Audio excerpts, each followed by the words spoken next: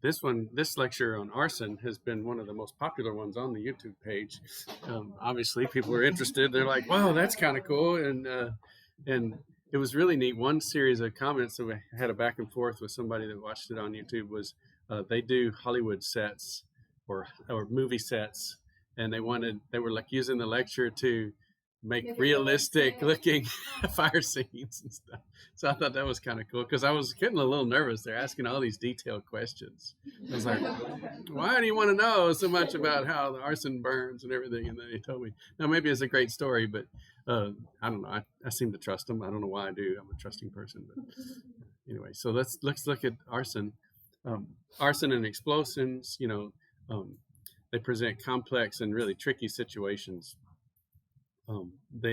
If the person wants to get away with it, it requires pretty thorough planning, and a lot of times there's no present perpetrator. So it's not like a person-to-person crime where the person was there when the crime took place. A lot of times these are set up in advance, and we'll see a little video at the end of this lecture where the ignition source is in the video, and so it's a pretty interesting ignition source. Then there's also extensive destruction of evidence. So the person who's investigating this, the criminalist, they've got to look at this really complex, large crime scene and find the relevant pieces of information and chemical materials. They've got to identify igniters or things that set it off. They've got to reconstruct the events to some degree. And so here's an investigation, like a fire that's in the structure. And so where on earth is this going to be? Where's the evidence going to be?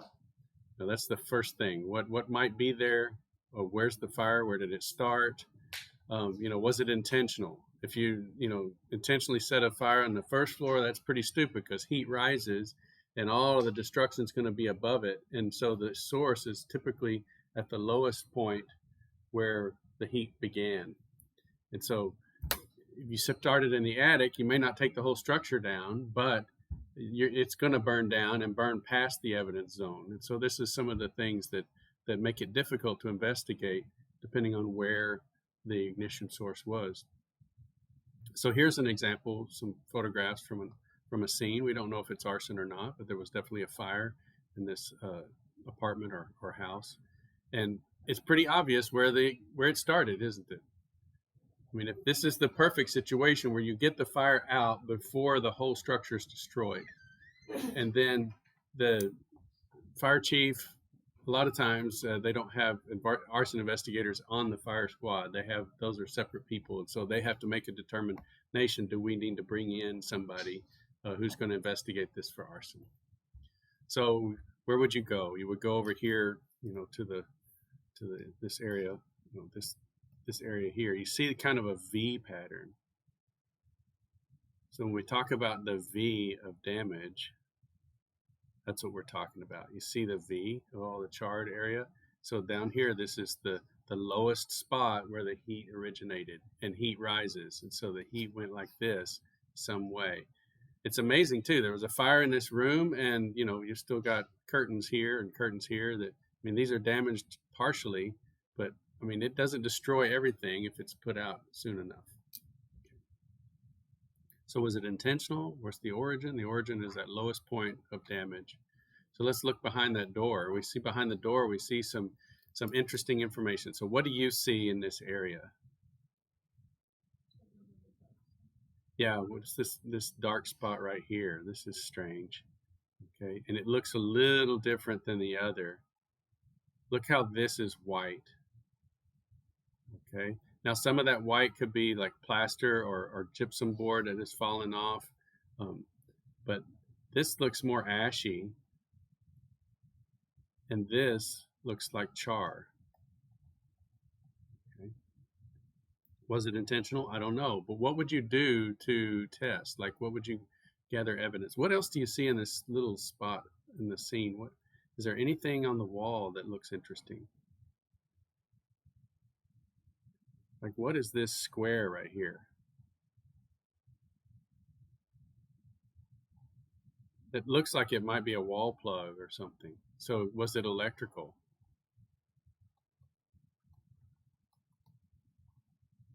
I mean, not everything is arson, right? Maybe this is an electrical plug and somebody stored all their magazines behind the door and they had a large, pile of burnable stuff and that plug. What would make a plug go off? Well, if you wire your plugs together and the wires aren't around those little screws very well, and they kind of constantly make contact or break contact, that really thin contact, you're trying to power that connection. That contact making and breaking creates heat, and so you can have some hot plugs. That's what these little infrared cameras are useful for now. You can walk around, like if you're a house inspector, you can walk around with these little infrared cameras and you can look at the plugs, you can look at the breaker box, you can see if there's any hot breakers, you can inspect things for heat sources. I mean, to have one for yourself, they're $200 or $300. I think is a little paranoid, but like if you're a home inspector, that's a great thing to have. You walk around, look at your fixtures, look at your plugs, see if anything is extra hot. And again, it's those loose connections that can generate heat. So this could be totally happenstance, not necessarily arson. But where would you gather evidence? Well, I would gather evidence from this ashy area, take a lot of photographs, and I would put this evidence in a sealed container. They have arson cans and arson bags, and I would definitely take some evidence from this charred area. So what happens first? You have something that chars first, and then it burns, and then it produces ash. And so this stuff over here is more burned than this. So this has just been charred. So this might have a flammable liquid in it, which would have kept the heat low enough that it didn't produce ash. Okay, so if you douse something in gasoline or in lighter fluid and you light it on fire, it's the fluid that burns. The thing that, like the paper that's holding that fluid, may get hot enough to ash, or not ash, but hot enough to char, but it's the fuel that's really burning. And so it looks like this might have been protected by liquid. And so definitely select here, select there, and then go out a ways and get some control samples and get some things that clearly were not a part of the fire, so that you can run for like the background combustible load in the room. And that's going to be a theme for today, is some of these control samples. So the arson investigators often call the fire department, the evidence destruction team, because they come in, they want to make sure the fire doesn't reignite. So there's a lot of hot material in there, so they just blast it all with water. And of course, those hoses are really putting out the pressure, and so they move things around, so they can destroy a lot of evidence. So the priorities for the arson investigator is to get there as soon as possible. And it's such a priority that they can enter even without a search warrant. So the fact that there was a fire in the structure, this allows them to enter and do the investigation. It's nice, though, if they do have some cover of one of the fire responders to say they saw something that was curious. Okay, that they decided to call them in. They want to find the origin of the fire, and most arsons use petroleum-based accelerants, so diesel, gasoline, lighter fluid of some sort, and an ignition device. So some of the signs of arson, this is the main principle, that heat rises, and so the destruction rises as well. So that's why in that room we saw that V. Down at the bottom was the most likely origin of the fire. In the kitchen, where do you think the fires are going to originate in the kitchen?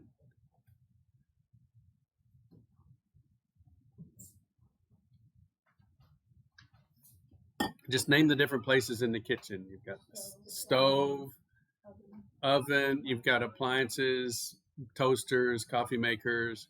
Most of those are on the countertop. Okay, so a fire that starts on the floor in the kitchen is automatically suspicious. Why was there a fire on the floor? Most of the fires would begin like on a countertop or something like that. Okay, so if petroleum is poured or spilled on the floor or the wall, that's really bizarre. Why would this wall, in the middle of this wall, catch fire? That's bizarre. There's no source of natural heat there. Burn spots on the floor, we'll see some examples of that. And so you want to test for the presence of a flammable liquid, because the combustible liquids are rarely 100% consumed unless it's what they call a black hole fire, meaning the house is nothing but a black hole in the ground. So they burn everything down. There's really very little evidence left. And so then you're looking at hard evidence, like hard objects like bed springs, concrete, glass.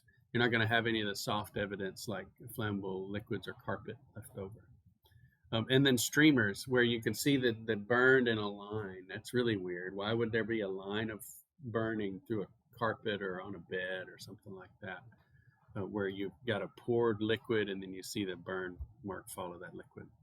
So here's a burn gasoline on carpet. And so you pour, say, a gallon of gasoline on the carpet. It spreads out.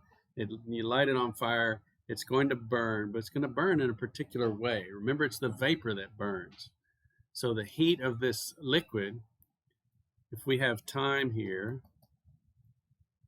okay, and temperature on the y-axis, okay, so then you've got, say, room temperature here. And you light that fuel, it's gonna warm that fuel up, and then it's gonna stop at the boiling point.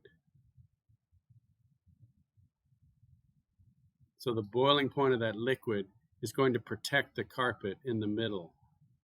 So you've got liquid in the middle, and it's fixed at the boiling point of that liquid. And so the carpet probably decomposes at a much higher temperature than the boiling point of the liquid.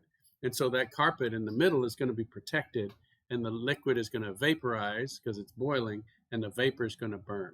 And it's not going to start rising again until all of the liquid is gone. So if the fire can be extinguished before all of that liquid is gone, then you'll definitely see the liquid or be able to detect the liquid in the middle of that donut pattern. And so this is a nice report that's been put up on Blackboard for you guys, and it's the spill burn patterns. This was a research report funded by the National Institute of Justice. And they have this really cool lab where they can investigate these things. It's like a warehouse, but it has a vent hood sash above it in the middle of the warehouse. So kind of like in an industrial kitchen, you have the burners and everything and the fry grease and all that. And above that, you see the stainless steel box that's pulling air through the vent hood. They have one of these, but it's pulling all of the fumes of these. So they can set fires indoors in a controlled environment and video them, and then they make measurements. And so they knew that the burn patterns in the carpet were obvious. You have this big circle. You can, if you spill a gallon of gas, it goes so and so much distance in carpet. 2 gallons would go a little further, 3 gallons would go further. So you could estimate the amount spilled from the size of the donut. But what about on non-porous flooring, like tile, or this is called parquet, this wood flooring? And you can see it does give a different pattern. It's still circular because we have the poured liquid, but it runs along these cracks. And so it's roughly circular, but it has this pattern where it runs along the cracks. And so it's a little different, but again, you pour a gallon of gas on that flooring, it's going to spread a certain amount. And you pour 2 gallons, it's going to spread further. It's going to be you could be able to tell the size of the spill. And that would be one of the things that you would put in your report, that 2 gallons of gasoline were poured on the kitchen floor to make this burn pattern, or it was consistent with 2 gallons of gas being poured on this non-porous floor. And so that would be information that you would need, say, for a jury, because, if you've got cooking oil, and you maybe got 1 liter of cooking oil and you spill that accidentally and you're a smoker and it somehow catches fire, okay, that's not arson, that's an accident, okay? But 2 gallons of flammable liquid. Now, if there's a turkey fryer bucket right there, okay, maybe, right? But if there's no, you look at the totality of circumstances, if there's no way to explain this pool of fuel in the middle of the floor, then we've got something suspicious. Even in this vinyl flooring here, we have it kind of running along the cracks a little bit here, and a little bit there. You see a little bit of char on that. But you can definitely see the flames coming out of the cracks. So the fuel soaked into between the tiles, and then the vapor is being burned. Now, these things are going to leave some evidence behind because there's gasoline underneath those tiles. or fuel, whatever the fuel is. But so if you could get it extinguished, then you get the putty knife and you scrape up some of those tiles and you get the backside. You stick that in the arson can for evidence. So here's some conclusions from this report. So the spill area can be predicted from the fuel quantity. So more fuel means a more spill area. And in all but one scenario, the non-porous flooring burn areas were the same as the spill areas. So you come in, you didn't see the spill, but you see the burn area. And they were essentially the same. Wherever the fuel went, that's where the char was. Okay. And the initial carpet burns were the same as the spill areas. So the quantity of gasoline spilled could be determined from the burn pattern area. So that's a major conclusion from this report. Also that the melted carpet inside the donut protected unburned liquid. This is interesting too in terms of the heat release in the room. On the non-porous floors, they did not burn release as much heat as a pool fire. So if you were trying to determine how much heat was released into the room, in that research facility, they could just have a pool of fuel that's, say, 2 feet across and light it on fire, and they can measure the heat coming off of a pool that's 2 feet in diameter. And then if they put 2 feet of fluid on a non-porous floor, it only gave off 1/4 to 1/8 of that amount of heat. Okay, but the carpet behaved like a pool of fuel. It's hard to say. So it was like a thick pool of fuel burning on that carpet. It's like a candle, essentially, with all those fibers. And so it gave off more heat from the carpet. And so it's just saying don't use the pool fuel heat measurements to model a non-porous flooring. So the major conclusions are that the carpet was equal to a pool, and that the carpet always protects that significant amount of unburned evidence. So this ash and soot, porous materials may contain excess accelerant, the gasoline or the fuel, and so we collect that in airtight containers. Now, traces of flammable liquid may be located with a vapor sniffer. So this is a new thing I added to the notes. Y'all don't have this picture, but this is the Sabre 5000. It's made by Smith's Detection. And you remember the ion mobility spectrometry that we had that was detecting explosives and narcotics? It's a little mass spec, but it's not quite mass spec. It's ion mobility spectrometry. This thing has one of those in it. It's handheld and a little sniffer probe and a vacuum pump. So it sniffs out the end. You can get a long hose for it. And this is a way to detect explosives or narcotics in small spaces. You stick that hose around and sniff. Well, it can also be programmed for industrial chemicals. It could be programmed for accelerants and so on. So you could go around with these little handheld sniffers, and you might be able to detect flammable liquids that way.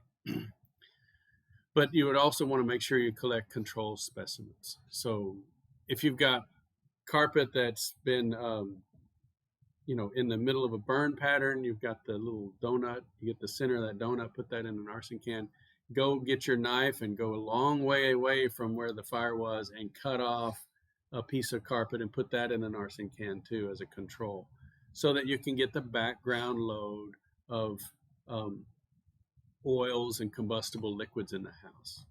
Now, why would a house have combustible liquids all over its carpet and all over its couch and everything?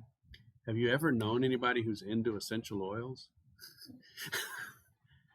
The oily people? Yeah, and I love them. They're in my family, right? And I mean, my gosh, they overdo it, don't they? There's oil everywhere, and that stuff's going to be in the carpet. That stuff's going to be in the couch. That stuff's going to be detectable. With this little guy would go nuts, walk in the house, bing, bing, bing, and you haven't even gotten close to where there might be an accelerant. Okay, so always get those background or control samples. And I say go get them like you're the criminalist. You might be, okay, you might be, or you might be looking for evidence. So you say, well, this is the arson evidence. Why do I have all these other pieces of carpet and everything? Well, those are the control samples.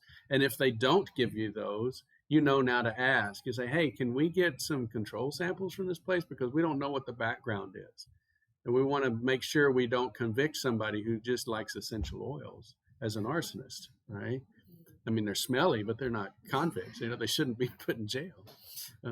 And then also look for igniters. These would be obvious things like a Molotov cocktail. You got a big splash burn area, and you got broken glass, something like this. Um, this is named. I said in one video, this was cool. YouTube. I said I don't remember where the name comes from, or don't know where the name came from. And this guy wrote this long thing in the comment section. And so he says the name Molotov cocktail was started by the Finns during their fight against Russia, in reference to Soviet Foreign Minister Vyacheslav Molotov. Okay, and so they made these gasoline bombs that they could throw at the Russian troops and called them Molotov cocktails. So they give him Molotov a cocktail. Yeah.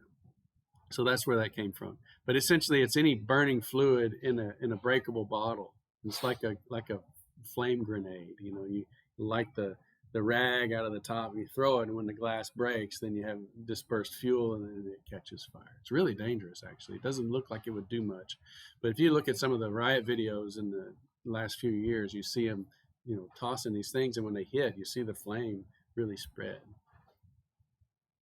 This is the evidence cans. I like metal the best because it's non-breathable. It's really airtight.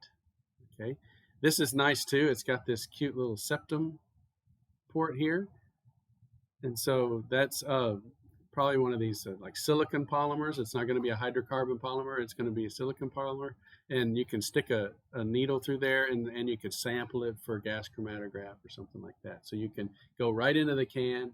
You could even warm the can up slightly to get the stuff in the vapor phase. Put in a syringe or some sort of absorbent, like a solid phase micro extraction fiber, and sample the head space in that can. And of course, everything has evidence tags for the chain of custody.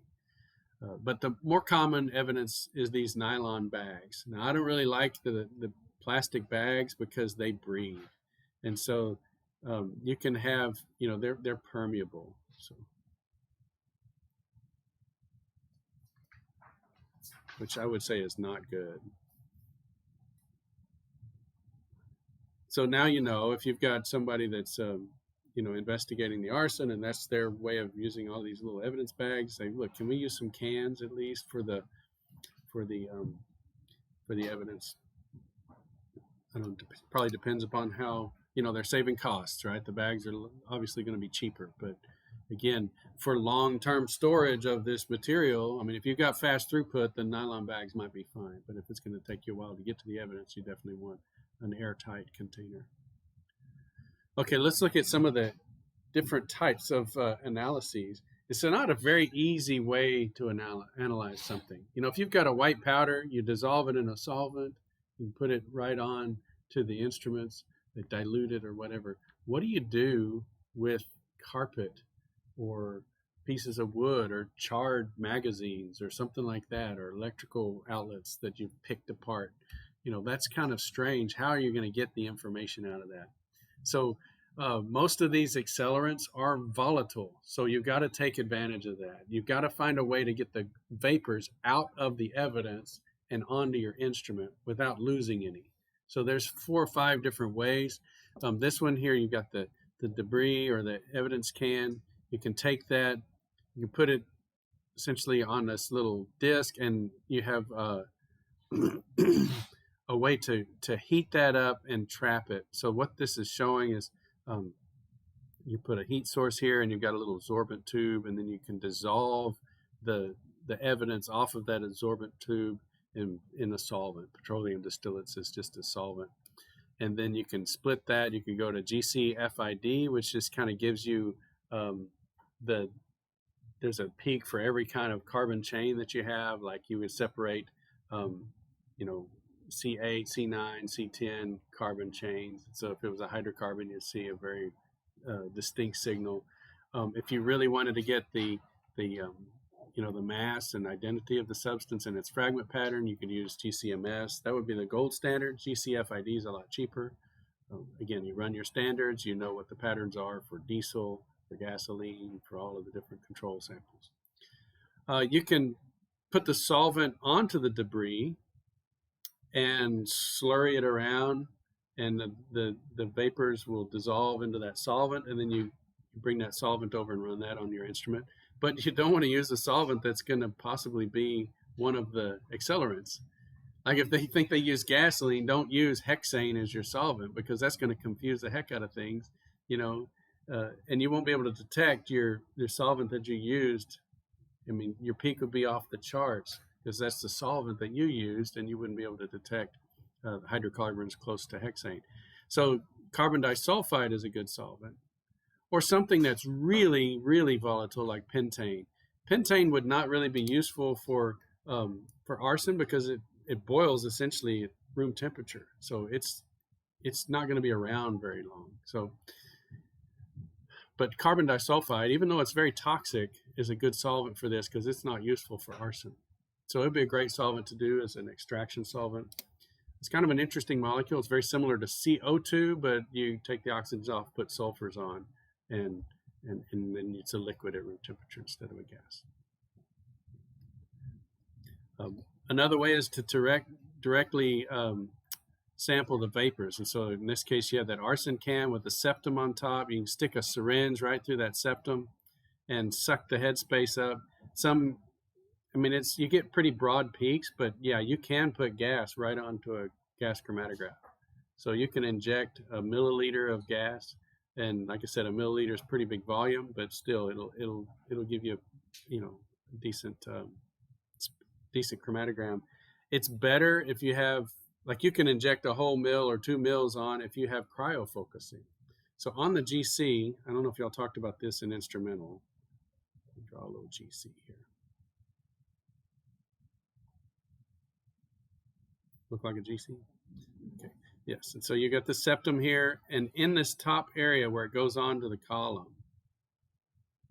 30 meters of column, okay, and then it comes out to the detector, right? You could have FID or MS or any kind of other detectors, but this flame ionization is really good for carbon-containing compounds.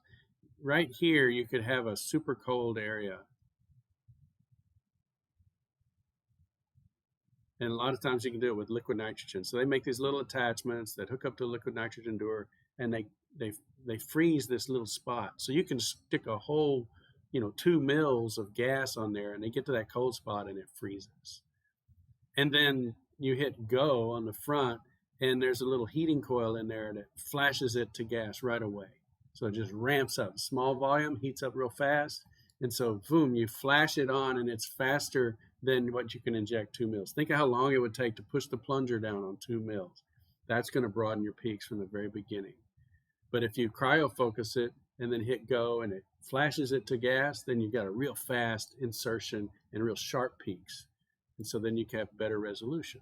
So it's all about resolution when you talk about chromatography. Okay. Now here's another one that's kind of passive headspace extraction. You can take a charcoal strip. Let's see, right here. And so you take the charcoal strip, you heat it up to activate it. You get all of the organic molecules off of it. So you heat it up really hot. I can't remember the temperature, but it's really hot. And you drive off all of the volatile organics. And so then this little strip is super hungry for sticky, if you will. And organic molecules hit that carbon strip and stick. And then you take it over and extract it with, say, carbon disulfide, and then go on to the GC. Sometimes you can just purge this material with, an inert gas, run it onto an absorbent. You can do extraction of that absorbent, or some GCs have a little chamber where you can stick that absorbent tube right into the instrument, right before the column. And so there's a little door you open up, you stick the absorbent tube right into the little slot, snap it in line with the gas, close the door and hit go. And it'll heat that absorbent tube up and go right onto the column. And then I like SPME, solid phase micro extraction, but it's not very quantifiable. But here you can just expose this little fiber and then directly inject it right on the gas chromatograph. Okay. They use this out at the applied forensic science area, the so-called body farm. They set these little SPME fibers around, and they were sampling the gases that come off a decomposing body. Okay. and then they would come right in and directly inject them onto the GC. So GC is the most sensitive and reliable instrument, and it's great for mixtures. And this is going to be a mixture of evidence coming off of this debris. And so we will have the separation, and then the mass spec or the FID gives us the different components. So most of these arsons will use gasoline or kerosene, and that chromatogram is a detailed fingerprint of the fractions. And so you could run your standards and say, all right, this is the spring mix or summer mix of gasoline. Here's the winter mix of gasoline. You could tell the difference between those two. You could tell the difference between diesel or kerosene or Coleman fuel, which they call white gas. It's really flammable.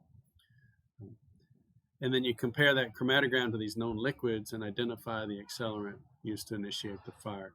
But you've got to use those control samples because, again, if someone's an essential oils person, then you would want to have a library that had essential oil residues too. So you could have differences in these chromatograms. So you need to make sure that you run your own standards on your own technique. So here's a solid phase microextraction, a static headspace, and dynamic headspace analysis. So this is the same sample, but 3 different techniques. And look, the chromatograms are fairly different. Okay, so this is the same substance, 3 different chromatograms.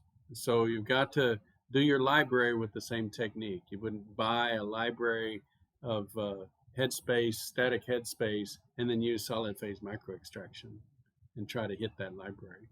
So that would be a mistake. And then you want to get control samples. So here's a bunch of different ones. Like this, the top one is mineral spirits, which is just a common solvent. Here's furniture polish. They look pretty similar, but the furniture polish has more of the 9 carbon chain in it. And here's shoe polish. So, I love that smell of shoe polish. Well, this is what I'm sniffing, right? I've got some C12s and probably some minor components that actually have something that hit my nose. Most of these hydrocarbons don't have a strong smell. Here's WD-40. So again, WD-40 has some light hydrocarbons in it, a C9, a lot of C9. Here's Raid insecticide. So the solvent in the Raid that's dissolved the pesticide, it's propelled with probably CO2 or some kind of propellant gas. But this is the solvent that's dissolved the pesticide, and it's got some longer chains. It's up to C15. And then here's lemon oil furniture polish. You see it goes up to C20. And here's diesel fuel. So definitely you want to do those controls. And you want evidence images. But think about this. This is evidence of an arsonist, that diesel fuel. And there's evidence of a good housekeeper, right? Someone that keeps that wood looking nice with the furniture polish, and it looks like diesel fuel, So nuances are important. You really look at that chromatogram and compare it to your controls, because that would be tragic to, again, put somebody or charge them with arson, maybe even put them in jail, take away their liberty when they really weren't committing arson. Some of the stupid ways to get in trouble if you are an arsonist would be those streamers, things like Molotov cocktails. Those are really dumb. But also some of the things that you think are clever, like hypergolic mixtures. So what is a hypergolic mixture? That's 2 substances when mixed spontaneously burst into flame. And so some of those are like permanganate and glycerol. So if you take permanganate, potassium permanganate, and mix that with glycerin, it's slow to start, but it will burst into flame eventually. Okay, and so I don't have a problem saying that on a YouTube video because it's out there. Everybody knows that, and if you use that, you're going to definitely, be caught as an arsonist. Because why do you have so much manganese in this wall plug or whatever? Why is there so much manganese in your coffee maker? Do you put permanganate in your coffee maker? No, not a lot. I mean, you can disinfect things with permanganate, but it sounds clever until you think about it. Pool chlorine tablets and brake fluid, again, common substances, but they are common out at the pool house. They're not common in your kitchen. But yeah, that's also you put brake fluid in the reservoir, and you put a chlorine tablet in the coffee filter area, set the timer for the morning, and go on vacation.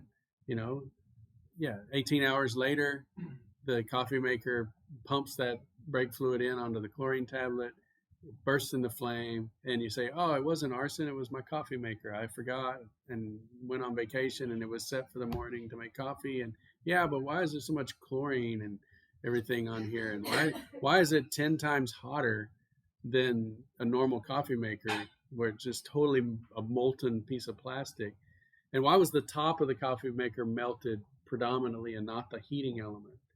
So again, this a lot of what people consider clever really actually caused them to be caught.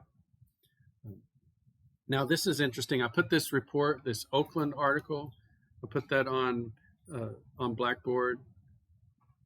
And this goes to expert testimony. So these arson investigators are trained in arson investigation, and they're trained on best practices and evidence and what to look for.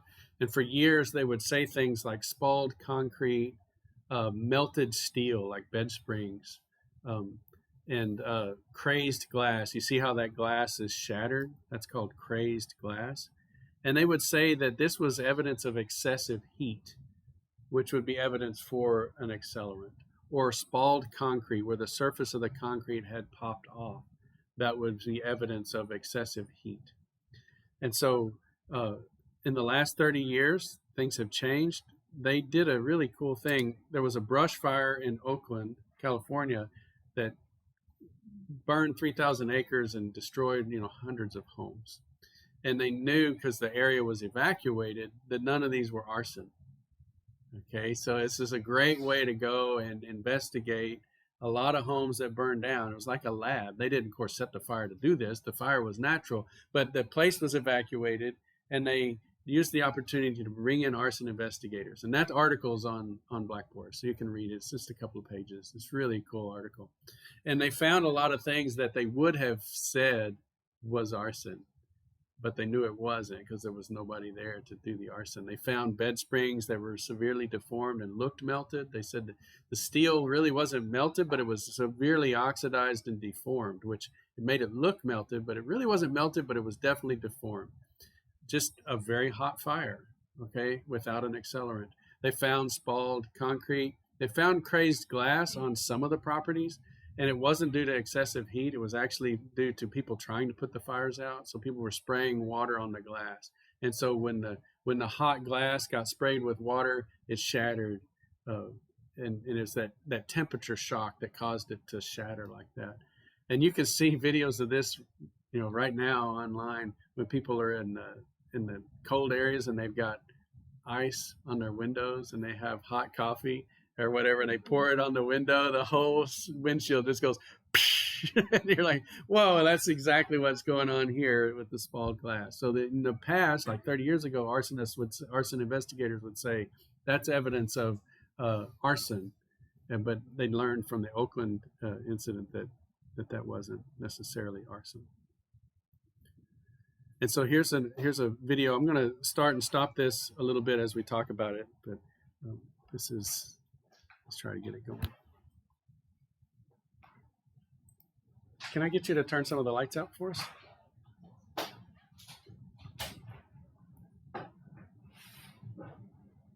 More observations, 6 questions. You know what you need to do when you arrive at a fire scene? Let's find out. When Captain Harrison and his crew arrived at Jack's home, they observed the fire's behavior. The engineer noticed that the fire was burning faster than expected. The crew also observed multiple points of origin. The kitchen area presented several oddities. Intense burning at floor level suggested that the fire burned from the ground up. Strange. Yeah, why is that strange? Kitchen fires typically start from stove tops or other surfaces above the ground. The blackened countertops spoke to the fire's extreme heat. The search for incendiary devices began. A matchbook and cigarette were found. Okay, matchbook and cigarette. Let's see if we can close these things. See, look at that setup right there. You see how that works? They've taken a cigarette and they've cut it on the side and they stuck the heads of the matches inside the cigarette, or they don't really have to cut it. They could just fold the matchbook over the cigarette and light the cigarette on the end. The cigarettes burn slowly, and so it's going to burn for a while, give you time to leave, and then it's going to light all those matches, and the heat is going to go up quickly. And so even though that was one of the origins areas, it's not completely consumed, which is strange. Why is that? Well, heat rises, right? It caught the vapor on fire, and the fire went away, and then the filter of the cigarette didn't burn, and even the matches didn't burn all the way. There's some cloth remnants. This fire was intentionally trailed. Look at those streamers. That's the dumbest thing I've ever seen. It's just like toilet paper rolled out through the house. Into the kitchen. Trail marks stretched into the family room and across the couch. This room did not burn by accident. See, look at that couch. This trailer goes right over to the couch. There's just documents thrown on the floor to increase the combustible load.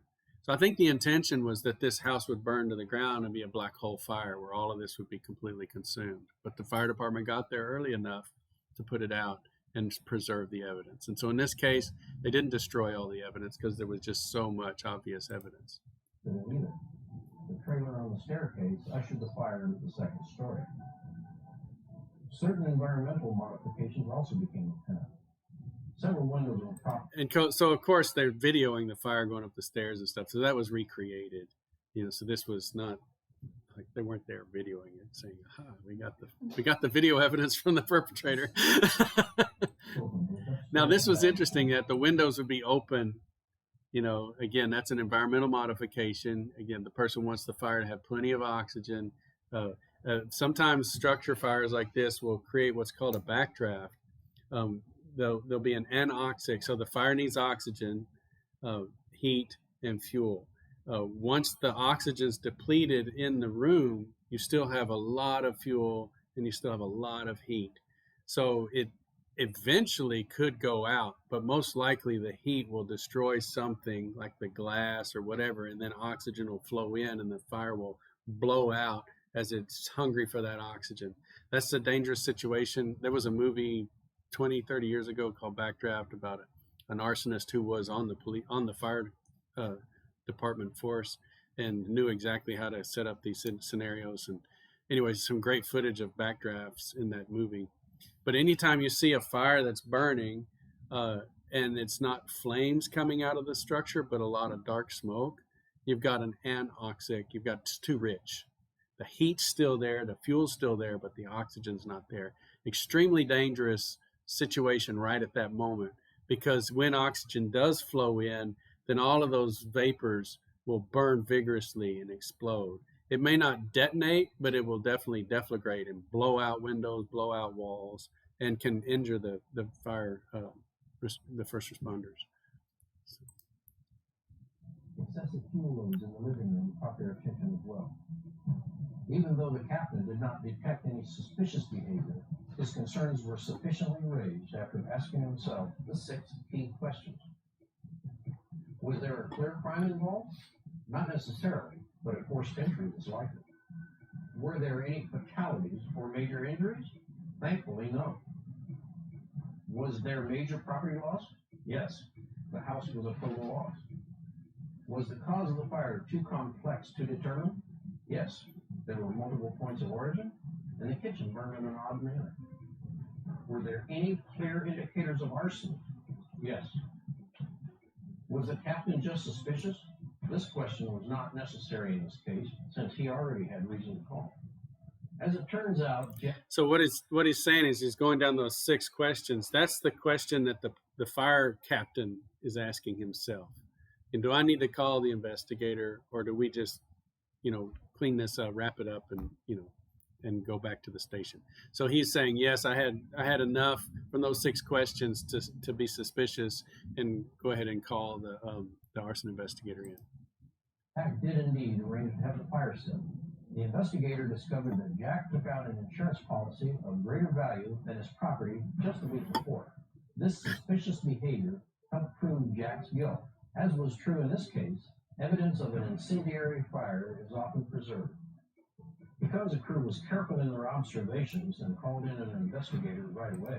Did you see when they lifted up that panel, there was a lot of unburned wood, and on the underside of that panel might have been some accelerant. So you can then, sample that area.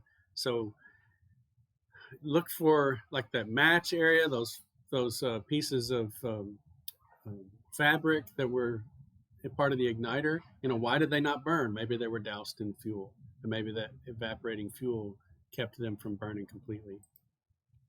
The evidence of arson. See right there? So that might have been doused in fuel. It's sitting in a whole charred area. Why is that not charred? So that would be the thing that you would collect, throw that in an arson can. Take a picture of where it is first with the little number card, write the number on the can, put the evidence in, and seal it up. And then go as far away from that spot as reasonable to get a sample of the same room, maybe a piece of carpet that doesn't have any burning shown on it. Right. Allowing the DA and the insurance company's attorneys to build solid criminal and civil cases. Remember, every time you respond to a fire scene, every time, make the 4 observations to collect facts. Notice fire behavior, incendiary devices, environmental modifications, like the windows, and suspicious behavior. And ask yourself the 6 questions. If the answer to any is yes, then call in an investigator to give the situation a closer examination.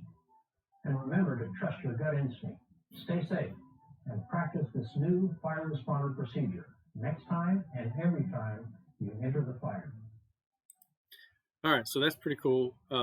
This was one of the videos on our playlist. If you can hit the lights, just the outer 2 ones.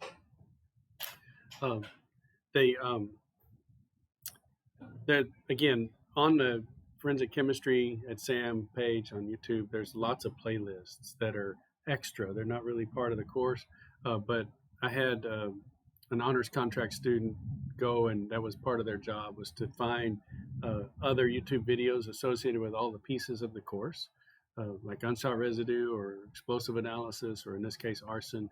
And so you can go through and it just, again, helps reinforce the material. So when you find a few minutes and you're killing time on YouTube, go ahead. You're doing both things. You're looking at cool videos and kind of reinforcing the material in the course. So I'll leave you with that. All right, done a little bit early today.